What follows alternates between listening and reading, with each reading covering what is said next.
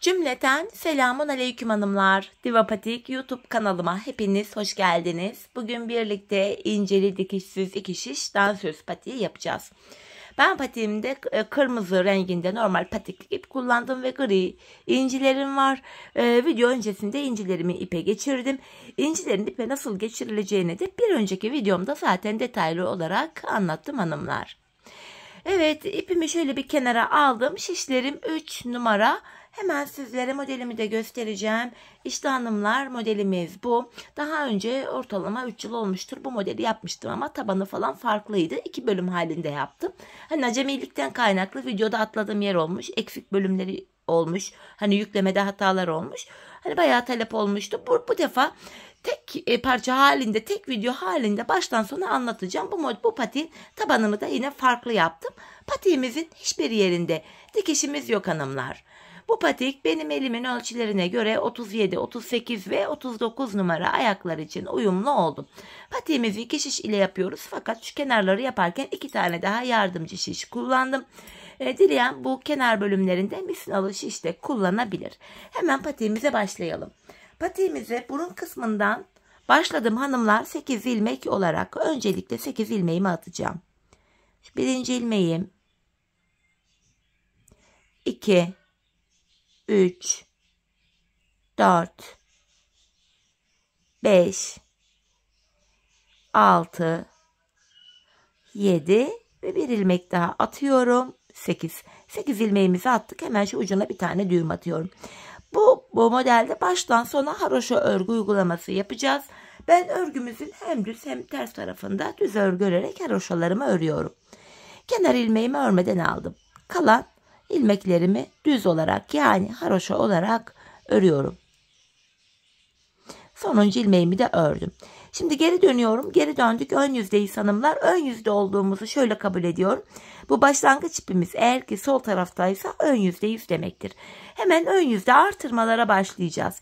Artırmaları ilk 2 ilmeği ördükten sonra yapacağız. Bir de son 2 ilmek kalana kadar örüp öyle yapacağız. Kenar ilmeğimi aldım. İkinci ilmeğimi örüyorum. Hemen ardından ipimi parmağıma dolayıp buraya ilmek attım. Son 2 ilmeğim kalana kadar öreceğim. Bakın son 2 ilmeğim kaldı. Hemen buraya da artırmamı yapıyorum. Kalan 2 ilmeğimi düz örüyorum. Şişimizde böylece 10 ilmeğimiz oldu. Geri döndüm, arka yüzdeyim. Arka yüzde artırma yapmıyoruz hanımlar. İlmeklerin tamamını normal haroşa olarak örüyoruz. Artırma işlemi sadece ön yüzde yapılıyor. Sonuncu ilmeğimi de ördüm, geri döndüm. Ön yüzdeyiz, artırmalara ön yüzde devam ediyoruz. Kenar ilmeğimi aldım, ikinci ilmeğimi örüyorum. Hemen buraya bir ilmek attım. Son 2 ilmeğim kalana kadar öreceğim. Bakın son 2 ilmek kaldı. Hemen yine artırmamı yapıyorum ve kalan 2 ilmeğimi örüyorum. Şimdi de 12 ilmeğimiz oldu. Artırmalar böyle oluyor hanımlar. Ön yüzde ilk 2 ilmeği örüp artırıyoruz. Bir de son 2 ilmek kalana kadar örüp artırıyoruz. Arka yüzde ilmeklerin tamamını haroşa olarak örüyoruz. Artırma yapmıyoruz. Şişimizde şu anda hanımlar bakıyoruz 12 ilmek oldu. Ben bu patiğimde şişimde toplam 26 ilmeğim olana kadar artırıp modele başladım. Şimdi hep birlikte 26 ilmek olana kadar artıralım, gelelim. Evet hanımlar, 26 ilmeğim olana kadar artırmalarımı yaptım. Şimdi bu sağ kenardan ilk penceremizi açacağız. Şu anda ön yüzdeyim. Bu aşamada kenar ilmeğimi örmeden aldım. Bu kenara 9 ilmek keseceğim hanımlar. Bakın ilmekleri ikişer ikişer toplayarak kesiyorum. İlk kesimimi yaptım. İkinci kesimim 3, 4, 5, 6, 7, 8, 9. Sağ kenardan 9 ilmeğimi kestim. Şimdi devamında gelen ilmeklerimi normal öreceğim. Arka yüzde sol kenardan da 9 ilmek keseceğim.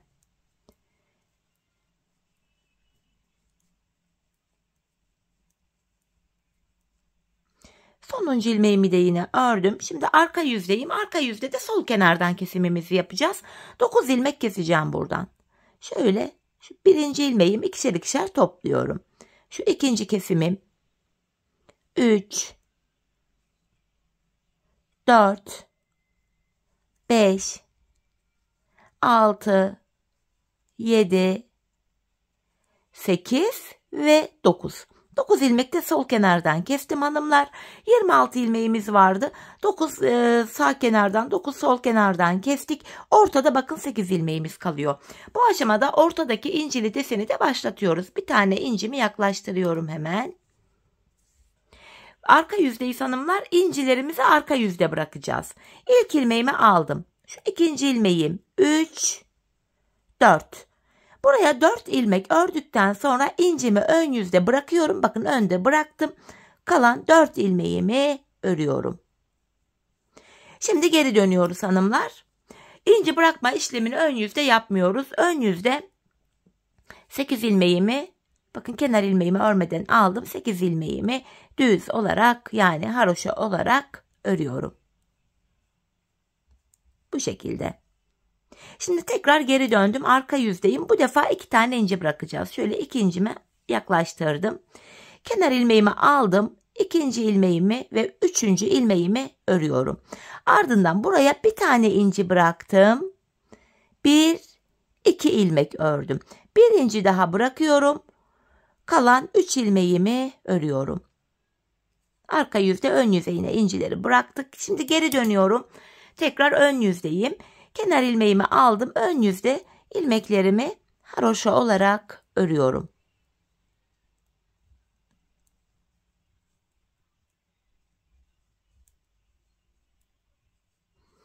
Bu şekilde. Şimdi geri döndük. Bu modelimize toplamda hanımlar bakın 4 tane inci bırakıyoruz. Bu şekilde oluyor. Şimdi bir inci daha bırakacağım. Şöyle bir tane incimi yaklaştırıyorum. Önce kenar ilmeğimi aldım. Şu ikinci ilmeğimi örüyorum. 3, 4. 4 ilmek ördüm. Bir tane incimi bıraktım. Kalan 4 ilmeğimi örüyorum. Bu şekilde hanımlar ön yüze bir tane desenimizi oluşturduk. Şimdi bu kenara 9 ilmek kestiğimiz yere bakın 9 ilmek atacağız. Kemerimizi oluşturacağız. Şu an arka yüzdeyiz hanımlar. En son buraya birinci bıraktık. Devamında 9 ilmek atacağım. Şu birinci ilmeğim 2, 3, 4, 5, 6, 7, 8 ve 9. 9 ilmeğimi attım, geri dönüyorum. Yine ilk ilmeğimi şöyle aldım. Örmeden aldım. Bu attığımız ilmeklerimizi yine haroşa olarak örüyoruz hanımlar.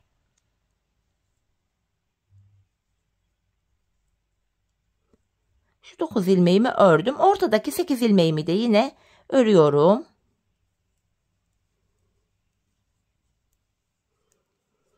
Geldik bu sol kenara. Buraya da 9 ilmek atacağız. Çünkü sol kenardaki kemerimizde yapacağız. 1, 2, 3, 4, 5, 6, 7, 8, 9.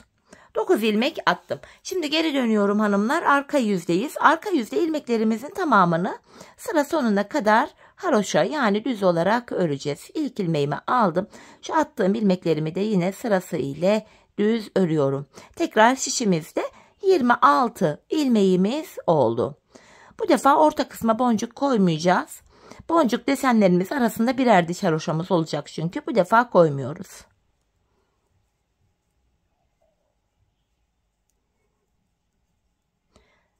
Arka yüzde ilmeklerimi sıra sonuna kadar ördüm. Şimdi geri dönüyoruz hanımlar. Bakın bu ortadaki boncuk desenimizden sonra buraya bir diş haroşamız oluştu. Arka yüzde buradaki ikinci desenimizi de başlatacağız. Şimdi ön yüzdeyim hanımlar. Ön yüzde yine kenar ilmeğimi aldım. Bu aşamada hanımlar sıra sonuna kadar 26 ilmeğimizi haroşa olarak örelim, gelelim. Sıra sonuna kadar ördüm hanımlar. Bakın kemerimizde bir diş haroşamız oluştu. Bak sağ ve solda. Burada da bir diş, burada da bir diş haroşamız oluştu. Arka yüzde artık kemerdeki incilerimizi de bırakacağız. Yani bunları. Yanlara kemerlerimize 4'er tane inci bırakacağız. İlk 4 ilmeğimi şöyle yaklaştırdım. Bu aşamada kenar ilmeğimi alıyorum. İkinci ilmeğimi örüyorum. İkinci ilmeğimden hemen sonra buraya bir tane inci bırakıyorum. Yanına 1, 2 ilmek örüyorum. Tekrar bir tane inci bırakıyorum. 1, 2 ilmek örüyorum. Üçüncü incimi bıraktım. 1, 2 ilmek ördüm. Dördüncü incimi bıraktım. Dördüncü incimi bıraktıktan sonra hanımlar bu ortaya tekrardan incimizi kuracağız. Dördüncü incimi bırakıp ortaya 1, 2, 3, 4, 5 ilmek örüyorum. Bakın alttaki incinin tam hizasına ikinci bu incili desenimizi başlatıyoruz. Yine ortaya bir tane inci bıraktım. Yanına 5 ilmek öreceğim. 1, 2, 3, 4, 5. Şimdi diğer kemerdeki incilerimizi bırakıyoruz. Bakın öne bir inci bıraktım. 1, 2 ilmek ördüm. Bir inci bırakıyorum öne 2 ilmek örüyorum. 1, 2. Öne bir tane inci bıraktım. 1, 2 ilmeğimi ördüm. Öne bir inci bırakıyorum. Kalan 2 ilmeğimi örüyorum. Böylece ilk kemerimizin incilerini bıraktık hanımlar. Şimdi ön yüzdeyiz. Ön yüzde inci bırakma işlemi yapmıyoruz. Kenar ilmeğimi alıyorum. Hanımlar ilmeklerimizi şu anda ön yüzdeyiz. Sıra sonuna kadar haroşa olarak yani düz olarak örelim gelelim. Sıra sonuna kadar ilmeklerimi ördüm hanımlar. Şimdi geri dönüyoruz. Arka yüzde sadece ortadaki incili desenimize inci bırakacağız. Bu nedenle kenardan 12 adet ilmeğimizi öreceğiz. Kenar ilmeğim 1, ikinci ilmeğim şu 3, 4, 5, 6, 7, 8, 9, 10, 11, 12 ilmek ördüm. Şimdi buraya bu defa 2 inci koyacağız. 2 tane incimi yaklaştırdım. Öne bir tane inci bırakıyorum. 2 ilmek ördüm. Bir inci bırakıyorum. Şişimde kalan 12 ilmeğimi normal haroşa olarak örüyorum.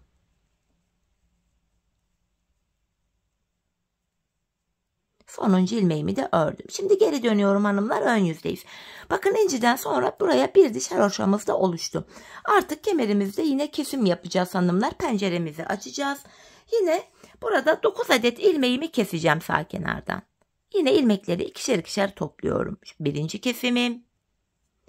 2, 3, 4, 5, 6, 7, 8 ve 9. 9 ilmeğimi kestim. Bakın buraya ilk kemerimi oluşturdum hanımlar. İlk kemerimiz oluştu. Şimdi şişimde kalan diğer ilmeklerimi sıra sonuna kadar öreceğim. Arka yüzde de diğer kemerimi oluşturmak için 9 ilmeğimi keseceğim. Sıra sonuna kadar ilmeklerimi ördüm. Şimdi geri dönüyorum. Arka yüzdeyim. Arka yüzde de hanımlar yine 9 ilmeğimi keseceğim. İlmekleri ikişer ikişer toplayacağım. Şu birinci kesimim. 2, 3, 4, 5, 6, 7, 8 ve 9. 9 ilmek kestim hanımlar. Şimdi ortada yine bakın 4, 8 ilmek kaldı. Arka yüzdeyim. Ortadaki incili desenime de yine son kez bir inci koyacağım. Bir tane incimi yaklaştırıyorum. İlk ilmeğimi aldım. İkinci ilmeğim 3, 4. 4 ilmekten sonra bir tane inci bırakıyorum. Kalan 4 ilmeğimi örüyorum. Bakın ikinci desenimizi de oluşturduk. Yine arada bir diş haroşa olacak. Üçüncü desenimize başlayacağız. Ön yüzde yine ilmeklerimi haroşa olarak örüyorum.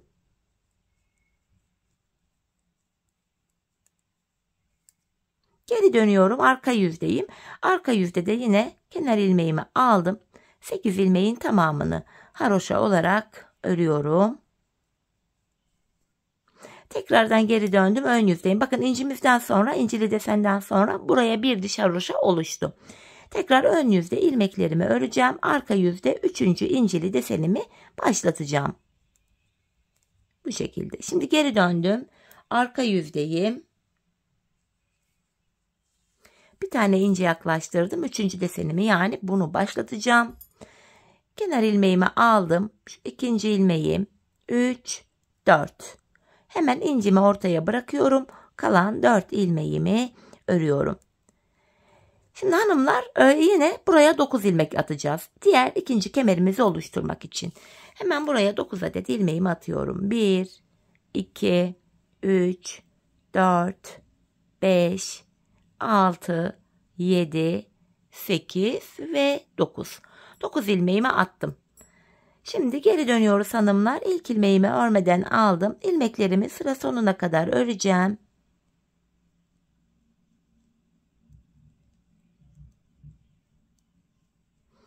Ortadaki 8 ilmeğime geldim.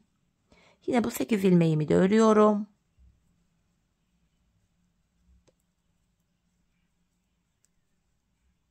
Şimdi de bu sol kenara 9 ilmek atacağım kemerim için. 1, 2, 3, 4, 5, 6, 7, 8 ve 9. 9 ilmeğimi attım hanımlar. Hemen buraya 2 inç daha yaklaştıracağım ortadaki incili desenimiz için. Şimdi geri döndüm hanımlar. Bu kenardan 12 adet ilmeğimizi öreceğiz. Kenar ilmeğim 1, 2, 3, 4, 5, 6, 7, 8, 9, 10, 11, 12. Hemen buraya bir tane inci bırakıyorum. 2 ilmek örüyorum. Bir inci daha bıraktım. Kalan ilmeklerimi haroşa olarak örüyorum hanımlar. İkinci kemerlerimizi de başladık böylece. Sonuncu ilmeğimi de yine ördüm. Şimdi geri dönüyorum. Bu kemerlerde birer diş haroşa oldu. Şimdi ön yüzde hanımlar yine kenar ilmeğimi örmeden alıyorum. İlmeklerimizin tamamını sıra sonuna kadar yine düz olarak örelim gelelim. Sıra sonuna kadar ilmeklerimi ördüm geldim hanımlar. Bakın burada bir diş haroşa oluştu. Tekrar ikinci kemerlerimizin de incilerini bırakacağız. Yeniden şöyle 4 inci bırakacağım ilk kemere. İncilerimi yaklaştırdım. Kenar ilmeğimi aldım. İkinci ilmeğimi örüyorum. Hemen bir tane inci bıraktım. 2 ilmek örüyorum. İkinci incimi bıraktım. 2 ilmek örüyorum. Üçüncü incimi bıraktım. 2 ilmek örüyorum. Dördüncü incimi bıraktım. Ardından 5 ilmek öreceğim. 1, 2, 3, 4, 5. Ortadaki desenim içinde buraya bir inci bırakıyorum. Bakın 3. deseni de tamamladık bu sırada. Ortadaki incimi bıraktıktan sonra bakın ortaya bir inci bıraktım. 5 ilmek öreceğim. Şu 2, 3, 4, 5. Şimdi buraya 4 inci daha yaklaştıracağım. Diğer kemerin incilerini yapacağız. İncimi bıraktım. 2 ilmek ördüm. İncimi bıraktım. 2 ilmek ördüm. İncimi bıraktım. 2 ilmek ördüm ve 4. incimi bıraktım. Son 2 ilmeğimi örüyorum. İkinci kemerin incilerini de bıraktık hanımlar buraya. Ortadaki 3. inci desenimizi de yaptık. Şimdi ön yüzdeyiz. Kenar ilmeğimi alıyorum. Hanımlar sıra sonuna kadar ön yüzde ilmeklerimizin tamamını haroşa olarak örelim gelelim. İlmeklerimi sıra sonuna kadar ördüm hanımlar. Bakın 3. inciden sonra bir diş haroşa olacak. Arka yüze dönüyoruz. Arka yüzde yine ilmeklerin tamamını haroşa öreceğiz. Yine kenar ilmeğimi alıyorum. Bu şekilde. İlmeklerimizi hanımlar sıra sonuna kadar haroşa olarak yine örelim gelelim. Arka yüzde ilmeklerimi tamamen haroşa ördüm. Tekrardan ön yüzdeyiz hanımlar. Ön yüzde baktığımızda kemerdeki incimizden sonra bir diş haroşa olmuş. Yine burada 9 ilmek keseceğiz hanımlar.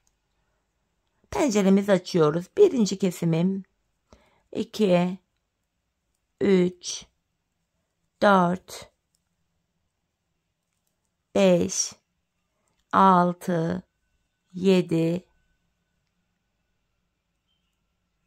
8 ve 9. Şimdi sıra sonuna kadar ilmeklerimi öreceğim. Arka yüzde diğer kemerimizin kesimini yapacağım. Bakın hanımlar inciden sonra burada bir diş haroşa oldu. Orta modelde arka yüzde 4. incili modelimizi başlatacağız artık. Sonuncu ilmeğimi de ördüm. Tekrar geri dönüyorum. 9 ilmek de bu taraftan keseceğim şimdi. Yine ilmekleri ikişer ikişer toplayacağım. Şu birinci kesimim. 2, 3, 4, 5, 6, 7, 8 ve 9. 9 ilmek kestim hanımlar. Ortada yine bakın 8 ilmek kaldı. Buraya 4. incili deseni başlatacağız. Bir tane incimi yaklaştırıyorum. Şu ilk ilmeğim 2, 3, 4 ilmek örüyorum. İncimi önde bıraktım. Kalan 4 ilmeğimi örüyorum. Şimdi geri dönüyorum. Ön yüzde hanımlar inci bırakma işlemi yapmıyoruz. Ön yüzde 8 ilmeğimi örüyorum.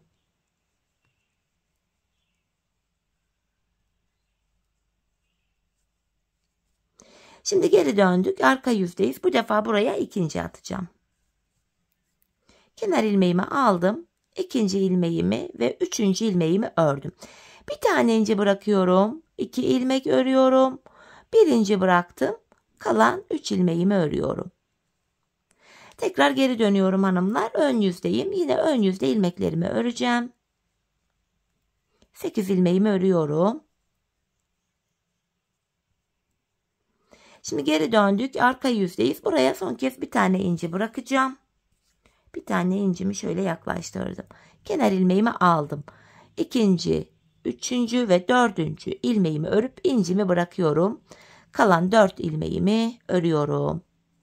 Şimdi hanımlar tekrardan kemerimiz için şu an arka yüzdeyiz. Buraya 9 ilmek atacağız. 1, 2, 3, 4, 5, 6, 7, 8 ve 9.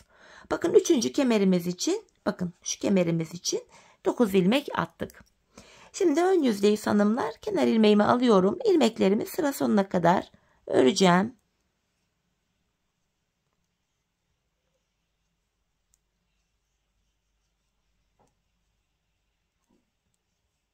Şu ortadaki 8 ilmeğimi de yine örüyorum.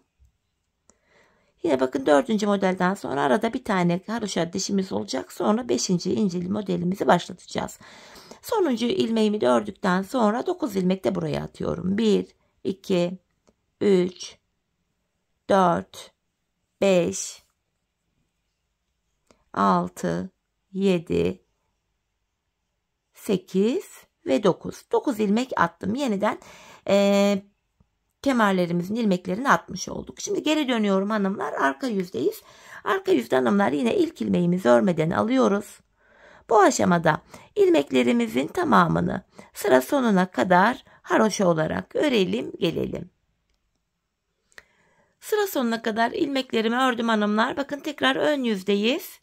Bu ortadaki desenden sonra bir diş haroşa oluştu. Kemerlerimizde de birer diş haroşa oluştu. Yani ön yüzde ilmeklerimizi sıra sonuna kadar öreceğiz. Arka yüzde tekrar inci kuracağız. Kenar ilmeğimi alıyorum. Hanımlar ilmeklerimizi bu defa ön yüzde sıra sonuna kadar haroşa olarak örelim gelelim.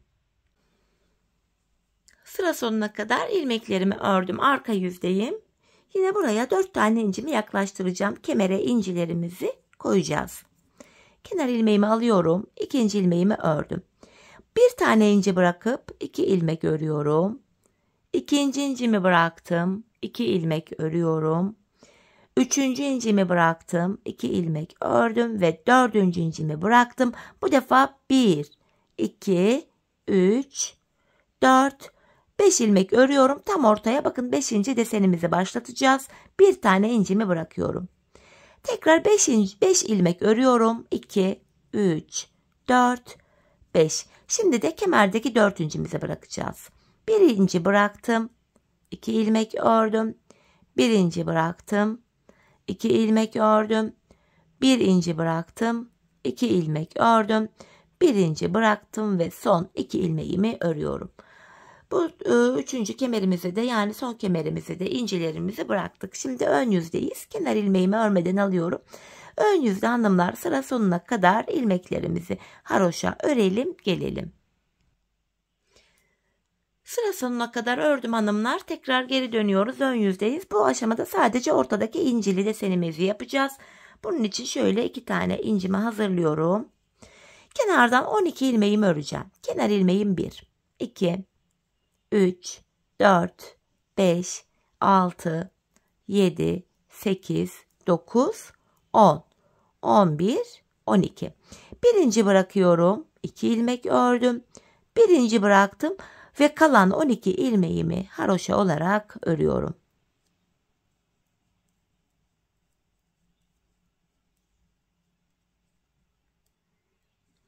Şimdi geri döndük hanımlar. Ön yüzdeyiz. Bu aşamada tekrardan bakın inciden sonra bir diş haroşa oluştu. Sonuncu penceremizi yani buraları açacağız. İlmeklerimi yine ikişer ikişer toplayarak keseceğim. 9 ilmek kesiyorum. Birinci ilmeğim, 2, 3, 4, 5, 6, 7, 8, 9. 9 ilmeğimi kestim. Şimdi diğer ilmeklerimi sıra sonuna kadar öreceğim. Arka yüzde de diğer kemerimden 9 ilmeğimi keseceğim.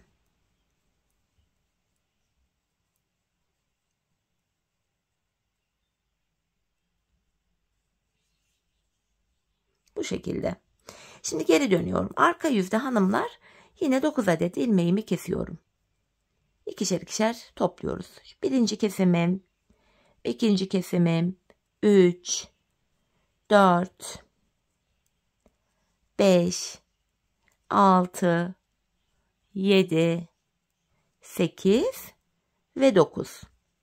Ortada hanımlar şöyle baktığımızda yine 8 ilmeğimiz kaldı. Şimdi bu desenimizin ortadaki incili desenimizin son sırasını yapacağız. İlk ilmeğimi örmeden aldım. İkinci ilmeğim 3, 4 ve buraya bir tane incimi bırakıyorum. Bu 5. desenimizdi. 5. desenimizi burada bu şekilde tamamladık. Şimdi geri dönüyoruz hanımlar. Yine ortadaki desen, incili desenden sonra arada bir diş haroşa olacak. Hemen buraya bir diş haroşa olacak şekilde 8 ilmeğimi örüyorum. Ön yüzdeyim. Geri dönüyorum arka yüzde. Yine buraya ilmeklerimi örüyorum. Bu şekilde hanımlar. Şimdi geri döndük. İnciden sonra burada bir diş haroşamız oluştu.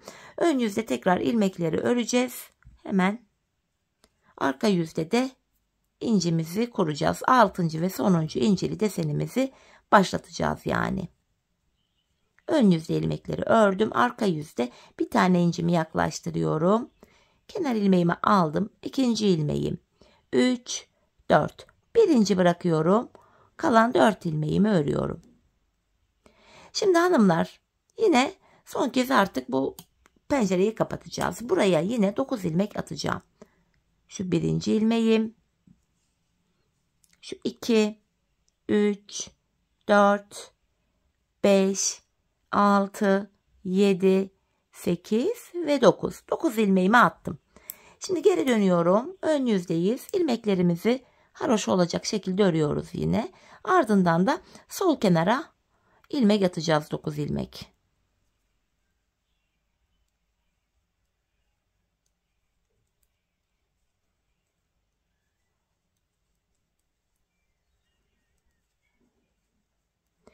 Sonuncu ilmeği de ördüm. Şimdi bir 9 ilmek de buraya atıyorum. 1, 2, 3, 4, 5, 6, 7, 8 ve 9.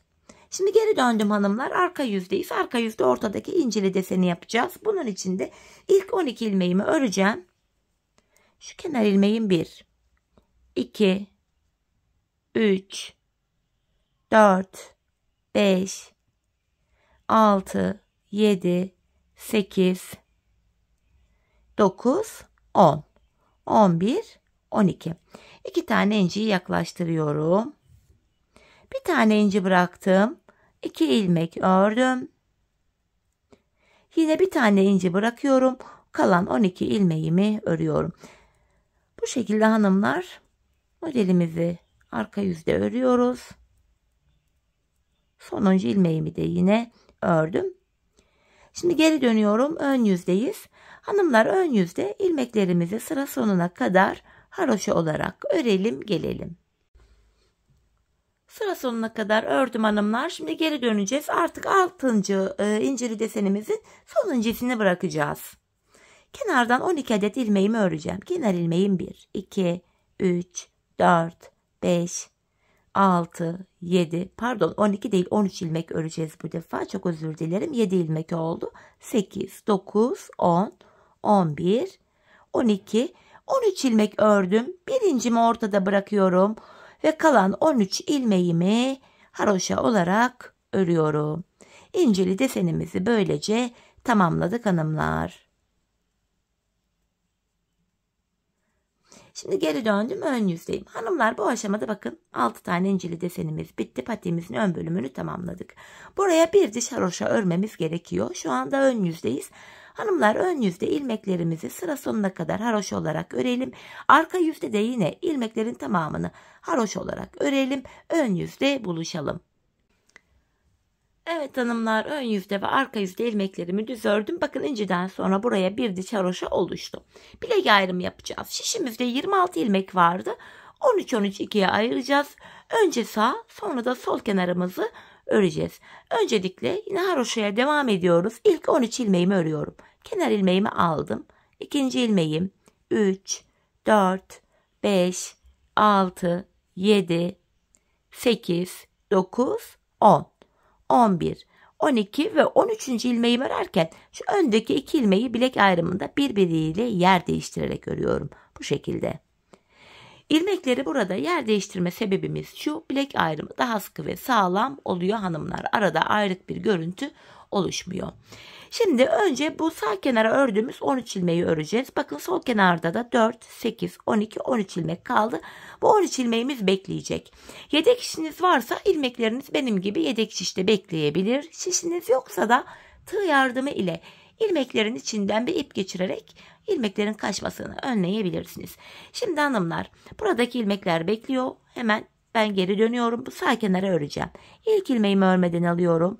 13 ilmeğimi haroşa olarak örüyorum. Bu şekilde 13 ilmek üzerinden haroşalarımızı öreceğiz hanımlar. Artırma, kesme hiçbir şey yok. 13 ilmekle örmeye devam edeceğiz. Şimdi geri döneceğiz hanımlar. Yine bu 13 ilmeği öreceğiz. Arka yüzde yine 13 ilmeği haroşa öreceğiz. Böyle devam edecek. Burada bir diş haroşamız oluştu. Şu ilk baştaki 3 diş haroşa patiğin ön bölümünde. Bakın, burada da 3 diş var. Orada ördüğümüz haroşaydı. Onu saymıyorum. Onun haricinde burada bir diş haroşa oluştu.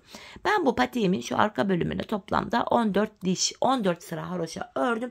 Benim ölçüme göre tam oldu. Hani bu ilk 3 diş haroşa dediğim gibi ön bölümün haroşasıydı. Ondan hariç 14 diş haroşa yaptım. Bu aşamada sizler ayağınızı ölçerek yapabilirsiniz. Şöyle bakın hanımlar, şöyle burun kısmına patiğinizi tutun.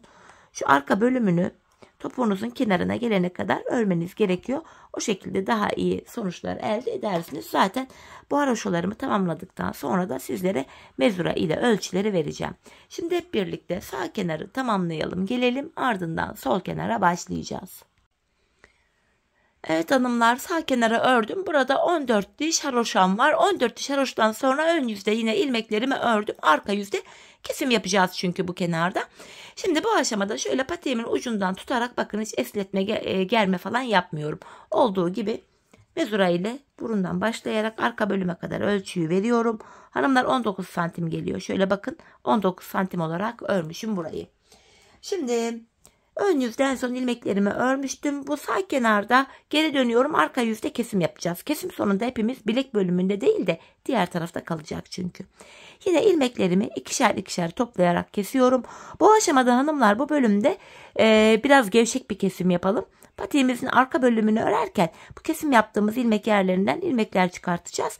İlmekleri rahat çıkartabilelim diye gevşek bir kesim yapmanızı öneririm. Son bir ilmeğim kaldı. Onu da yine kesiyorum. Şimdi buraya 2 tane sıkı bir zincir çekeceğim. Şöyle sıkıyorum. İpimi kesiyorum hanımlar. Patiğimizin sağ kenarını bitirdik. Şimdi bilek bölümünden başlayarak sol kenarımızı öreceğiz. Yine buradaki 13 ilmek üzerinden haroşalarımızı yapacağız. Sağ kenar nasıl olduysa sol kenarda aynı şekilde yapılıyor. Hemen ilk 2 ilmeğimi ördükten sonra buradaki ipimin ucunu şöyle kendine bağlıyorum. İlmeklerimi haroşa olarak örüyorum.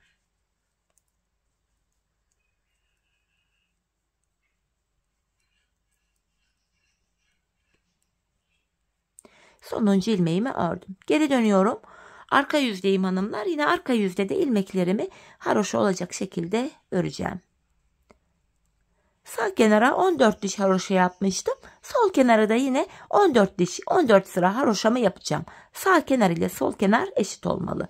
Tekrar döndüğümüzde hanımlar bakın burada da bir diş haroşamız oluştu. İlk 3 diş haroşa zaten bu ön bölümdeki haroşaydı. Ondan hariç bir diş oluştu. Yine hanımlar buraya sağ kenarda olduğu gibi toplam 14 diş haroşamı yapacağım. Sizler buraya kaç sıra yaptıysanız sol kenara da aynısını yapmanız gerekiyor. Şimdi hep birlikte sol kenarı tamamlayalım. Gelelim ardından patiğimizin kenarlarına başlayacağız. Evet hanımlar, patiğimin sol kenarında ördüm. 14 diş haroşam var. Yine burada da ön yüzde kesimimizi yapacağız hanımlar. İlmeklerimi yine gevşek bir şekilde ikişer ikişer toplayarak kesiyorum. Esnek bir kesim yapacağız yine diğer tarafta olduğu gibi.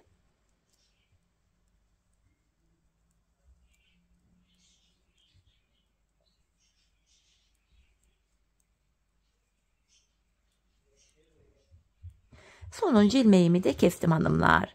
Artık bu aşamada ipimizi kırmadan hemen şu kenarımızı yapacağız hanımlar. Buralardan ilmekler çıkararak devam edeceğiz. Videonun başında dediğim gibi bu bölümde misinalı şiş kullanabilirsiniz ama ben yardımcı şişlerimle kısa şişlerle bu kenarımızı yapacağım. Öncelikle burada bir ilmeğimiz vardı. Hemen hanımlar sırayla ilmek yerlerine girerek ilmek çıkaracağız. Bakın bir tane ilmeğim burada. Sıradaki ilmek yerine girerek bir ilmek çıkartıyorum. 2 oldu. Bakın kenar ilmek yerlerine girerek ilmekler çıkartacağız. 3 oldu. 4, 5, 6, 7, 8, 9, 10, 11, 12, 13, 14, 15, 16 ve burada son kenar ilmek yerim var. Buraya girerek buradan da bir ilmek çıkarttım. 17.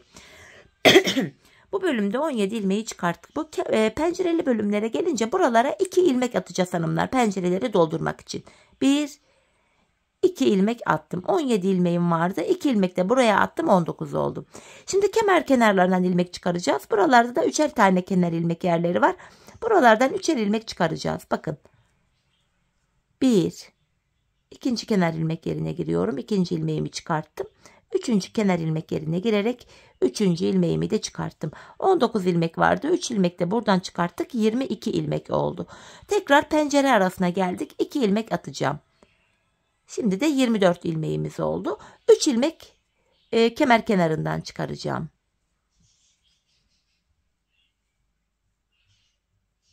Şimdi de 27 ilmeğimiz oldu. Tekrar şurada 17 ilmek vardı. 2 ilmek de burada 19, 20, 21, 22, 24. 3 ilmek de buradan çıkarttık. 27. Tekrar pencere arasına geldik. 2 ilmek atıyorum. 29. 3 ilmek de buradan çıkaracağım şimdi. 29. Şu 30. 31. Ve son kenar ilmek yerine girip bir ilmek daha çıkarttım. 32. 2 ilmek atıyorum pencere arasına. 34. Şimdi bu kısımdan itibaren eklemelere başlayacağız. 34. Ben şu kenara girerek başlıyorum ilmek çıkartmaya. 35, 36, 37, 38, 39, 40, 41, 42, 43, 44. Bakın burun kısmına kadar bu bölümden 44 ilmek çıkarttım. Patiğimizin burun kısmına hanımlar 8 ilmek olarak başlamıştık. 8 ilmek başladığım yerde burada da 8 ilmek çıkaracağım. Hemen şu kenara girerek bir ilmek çıkartıyorum. Sırasıyla kenar ilmek yerlerine ilmeğin iki kanadına birden girerek 8 ilmek başladığımız yerden 8 ilmek çıkaracağım. Şu ikinci ilmeğim oldu. Şu üçüncü ilmeğim. 4, 5, 6, 7 ve şu kenarda son kenar ilmek yerine de girip ilmek çıkarttım 8. Bakın ikinci şişime de 8 ilmek çıkarttım. Şimdi diğer tarafa geldik. Karşı tarafta olduğu gibi buradan da yine 44 ilmek çıkaracağız hanımlar. Sıradaki kenar ilmek yerlerine girerek. Bir diğer şişime yine ilmeklerimi çıkarıyorum. 2 oldu. 3, 4, 5, 6, 7, 8 ve burada bakın son kenar ilmek yerine girdim 9. Ardından bakın pencere arasına geldi. 2 ilmek atıyorum 11. Tekrar kemerden 3 ilmek çıkaracağım. 12, 13, 14. Yine pencereli bölümü doldurmak için 2 ilmek atıyorum. 16. Yeniden kemerden 3 ilmek çıkaracağız. Pencere aralarından 2, kemerlerden 3, ardından diğer kenarımızdan sırasıyla yine ilmekleri çıkaracağız hanımlar. Diğer ilk yaptığımız kenarda olduğu gibi ben burada 44 çıkartmıştım. Burada da aynı şekilde 44 çıkartmamız gerekiyor. Siz arka haroşa sayılarında böyle birkaç sıra fazla yaptıysanız ilmek sayınız 45, 46, 47 olabilir. Şimdi hep birlikte hanımlar bu sıra sonuna kadar, buraya gelene kadar yine diğer kenarda olduğu gibi ilmeklerimizi çıkartalım, gelelim. Evet hanımlar, sıra sonuna kadar ilmeklerimi çıkarttım. Şimdi burada da 44 ilmeğim var. Şimdi geri dönüyoruz. Bu bölüme şöyle haroşalar öreceğiz hanımlar. Şimdi arka yüzdeyiz. Sıradaki ilk ilmeğimi örmeden alıyorum. Diğer ilmeklerimi sırasıyla haroşa yani düz olarak örüyorum.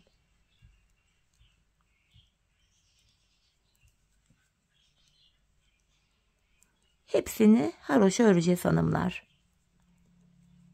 Bakın burada pencere aralarına attığımız 2'şer ilmek, onlar dahil, onları da yine sırasıyla haroşa örüyoruz. Bu şekilde hanımlar devam edeceğiz. Bu ilk şişimizdeki ilmekleri öreceğiz. Sonra burun kısmındaki ilmeklerimizi, sonra diğer şişimizdeki 44 ilmeğimizi yine haroşa olacak şekilde bu son kenara kadar örmemiz gerekiyor. Buraya kadar ilmeklerimizi örelim, gelelim. Evet hanımlar, diğer uca kadar ilmeklerimi ördüm. Patiğimizin şu kenarında böylece bir diş haroşamız oluştu. Buraya haroşalarımızı örmeye devam edeceğiz hanımlar. Yine ön yüzdeyim. İlmeklerimi tekrar diğer uca kadar düz olarak öreceğim. Diğer uç derken bakın şuraya kadar dolanacağız, düz öreceğim. Tekrar arka yüzde yine düz öreceğim. 2 diş haroşa olacak. Aynı işlemi bir kez daha tekrarlayacağım. 3 diş ve son kez bir daha tekrarlayacağım. 4 diş haroşa olacak. Bakın patiğimizin şu kenarında şurada 1, 2, 3, 4 diş haroşamız var. Bu kenarımızda toplamda 4 diş, 4 sıra haroşamız olana kadar patiğimizin kenarını örelim, gelelim hanımlar. Ardından taban kesimine başlayacağız. Evet hanımlar, patiğimizin şu kenarlarında 1, 2, 3, 4 gördüğünüz gibi 4 diş haroşam olana kadar ördüm, geldim. Şimdi burundan başlayarak taban kesimini gerçekleştireceğiz. Öncelikle hanımlar burun kısmına kadar olan 44 ilmeğimizi haroşa olacak şekilde yani düz olarak örmemiz gerekiyor. Bu şekilde. İlk 44 ilmeğimizi yani bu ilk şişteki ilmeğimizi örelim, gelelim. Evet hanımlar, ilk 44 ilmeğimi ördüm. Şimdi burun kısmına geldik. Burun tarafında da yine 8 ilmeğimiz vardı. 8 ilmeğimi de yine öreceğim hanımlar şimdi. Bu şekilde 8 ilmeğimi örüyorum. Ardından hemen şişimden 8 ilmeğimi ördükten sonra yan taraftaki şişimden 2 adet ilmeği keserek örüyorum. Bu kesim yaptığım ilmeği orta kısma ekledim. Ortada 9 ilmek oldu. Ardından geri dönüyorum. Bu aşamada ipimiz hep karşıda olacak ve ilk ilmeği örmeden alacağız. Öncelikle orta kısımdaki 9 ilmeğimi öreceğim. Ardından yine şişimden 2 adet ilmeği keserek örüyorum. Bunu da ortaya ekledim. Ortada 10 ilmek oldu. Ortada 14 ilmek olana kadar bu işleme devam edeceğiz hanımlar. Çünkü tabanımız 14 ilmek olarak örülecek. Yine ipim karşıda, ilk ilmeğimi örmeden aldım. Orta kısımdaki 10 ilmeğimi örüyorum. Yine şişimden 2 ilmeği keserek ortaya ekledim. Ortada 11 ilmek oldu. Tekrar ilmek ekledikten sonra geri döndüm. İpim karşıda, ilk ilmeğimi örmeden alıyorum. Öncelikle 11 ilmeğimi öreceğim.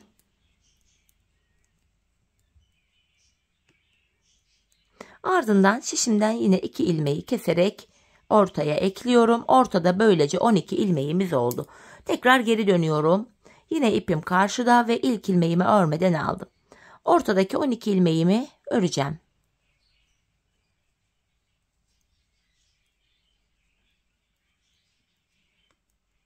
Şu 12. ilmeğim. Ardından şişimden 2 adet ilmeği keserek ortaya ekledim. Ortada böylece 13 ilmeğimiz oldu. Hemen geri dönüyorum. Yine ipim karşıda, ilk ilmeğimi örmeden aldım. Orta kısımdaki 13 ilmeğimi öreceğim hanımlar.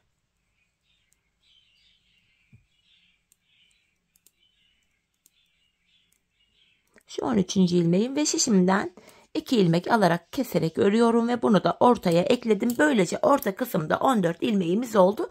Geri döndüm. Artık patiğimizin şu tabanı 14 ilmek olarak örülecek. Yine bu aşamada ipimiz karşıda olacak ve ilk ilmeği örmeden alacağız. Hanımlar, tabanımda son bir ilmeğim kalana kadar öreceğim. Yani 14 ilmeğim vardı. 13 ilmeğimi öreceğim. 14. ilmekte kesim yapacağım artık. Bakın, tabanımda son bir ilmeğim kaldı. Yani bu 14. ilmeğim. Bunu örerken yandan şişimden de bir ilmek alıyorum. İkisini keserek örüyorum. Kesimden sonra geri dönüyoruz. İpimiz karşıda ve ilk ilmeği örmeden alıyoruz yine. Tekrardan tabanımızda son bir ilmek kalana kadar öreceğiz. Yani 13 ilmeğimizi öreceğiz. 14. de kesimimizi yapacağız. Bakın, 13 ilmeğimi ördüm. Bu sonuncu ilmeğimi örerken şişimden de bir ilmek alıyorum. İkisini keserek örüyorum. Yeniden geri döndük. Aynı işleme devam ediyoruz. İpimiz karşıda. İlk ilmeği örmeden alıyoruz. Tabanda son bir ilmek kalana kadar örüyoruz hanımlar. Son bir ilmek. Bakın, burada son bir ilmek kaldı. Bu sonuncu ilmeği örerken şişimden de bir ilmek alıyorum ve ikisini keserek örüyorum. Patiğimizin tabanı 14 ilmek üzerinden böyle örülüyor. Biz bu işleme sağ ve sol taraftaki şu şişimizdeki ilmekler bitene kadar devam edeceğiz. Kesim sonunda şişimizde sadece tabanda kullandığımız 14 ilmeğimiz kalacak. Şimdi hep birlikte patiğimizin tabanını sizlere tarif ettiğim gibi 14 ilmek üzerinden örelim, gelelim. Evet hanımlar, patiğimin tabanını 14 ilmek olarak ördüm ve geldim. Yanlardaki ilmeklerim bitti. Şişimde sadece tabanımda kullandığım 14 ilmeğim kaldı. Şimdi patiğimizin şu arka bölümünü öreceğiz bu 14 ilmek ile. Yapacağımız işlem şu: yine ipimiz karşıda ve ilk ilmeği örmeden alıyoruz. Hanımlar, şişimde son 2 ilmeğim kalana kadar öreceğim. Haroşa örgüye de devam ediyoruz yine. Bakın, son 2 ilmeğim kaldı. Bu son 2 ilmeğin ikisini birlikte keserek örüyorum. Şişimde 13 ilmek kaldı. Bakın, yanlarda kenar ilmek yerleri var. Şöyle. İlmeğin 2 kanadına birden giriyorum. 1 ilmek çıkarttım. Tekrar 14 ilmeğim oldu. Bu şekilde hem arkasını örüyoruz hem de arka bölümleri yanlara eklemiş oluyoruz. İlmek çıkarttıktan sonra geri döndüm. İpim karşıda, ilk ilmeği örmeden aldım. Diğer ilmeklerimi yine son 2 ilmeğim kalana kadar öreceğim. Yine son 2 ilmeğimi kesiyorum. Şimdi buradan ilmek çıkaracağız, bu kenardan. Burada da hanımlar şöyle arkadan girerek ilmek çıkartabiliriz. Bazen hanımlar o şekilde zorlanıyor. Bu durumda ön yüze dönüyorum. Hemen buradaki bakın kenar ilmek yerine girerek ilmek çıkartıyorum. Tekrar 14 ilmeğimiz oldu. Yeniden devam edeceğiz hanımlar. Son 2 ilmeğim kalana kadar örüyorum. Bu şekilde. Bakın, yine 2 ilmek. Yine bunun ikisini keserek örüyorum. Ve sıradaki kenar ilmek yerine girerek ilmeğimi çıkartıyorum. Tekrar geri döndüm. Yine ipim karşıda, ilkini örmeden aldım. Son 2 ilmeğim kalana kadar yine ilmeklerimi öreceğim. Tekrar son 2 ilmeğimi kesiyorum. Dediğim gibi dileyen şöyle arkadan girerek ilmek çıkartabilir. Dileyen de geri dönüp ön yüzde sıradaki kenar ilmek yerine ilmeğin 2 kanadına birden girerek şöyle ilmeğinizi çıkartabilirsiniz. Patiğimizin arkası bu şekilde örülüyor hanımlar. Biz bu işleme burada son kenar ilmek yerlerine gelene kadar, bakın yerleri belli. Buralara gelene kadar öreceğiz hanımlar. Şimdi hep birlikte patiğimizin arka bölümünü sizlere gösterdiğim gibi örelim, gelelim. Evet hanımlar, patiğimin arka bölümünü ördüm, geldim. Şimdi ilmeklerimizi keseceğiz hanımlar. Kesim zamanı geldi. Yine ikişer ikişer toplayarak ilmeklerimizi kesiyoruz. Yine çok sıkı bir kesim yapmayalım. Patiğin boğaz kısmına denk geldiği için bu bölüm biraz esnek olsun. Ayağımız rahat girsin diye. Esnek bir şekilde ilmeklerimi ikişer ikişer toplayarak kesimimi yapıyorum.